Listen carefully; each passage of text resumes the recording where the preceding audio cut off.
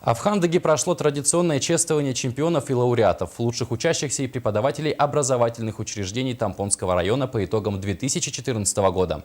О том, кто получил награды в этом году, расскажет Мария Винокурова.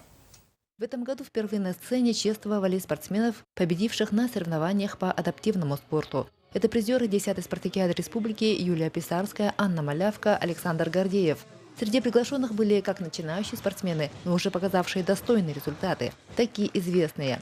Тренер Песхожайской ДЮСШ, заслуженный тренер Якутии Ариас Павлов, уже 7-й раз подряд становится тренером года. Он гордится достижениями своих воспитанников. Среди взрослых Виктором Лебедевым, который в ушедшем году стал чемпионом России, Виктором Степановым, среди юношей призерами России по вольной борьбе Джулусом Неустроевым, Юрой Сыромятниковым.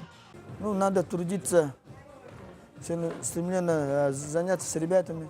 Это, как говорится, фанат свое дело должно быть. Вот тогда только успехи будут.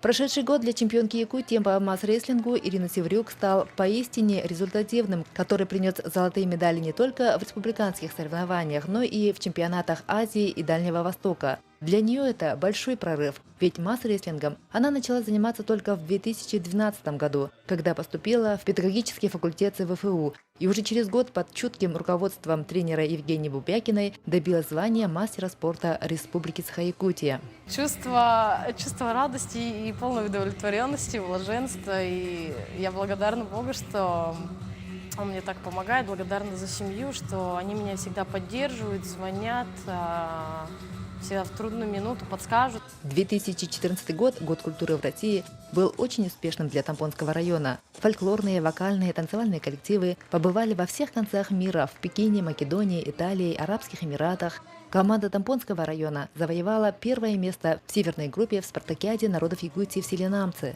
Бал завершился концертными номерами в исполнении лауреатов года. Мария Винокурова, Джилсан Толстяков, НВК Саха, Хандыга.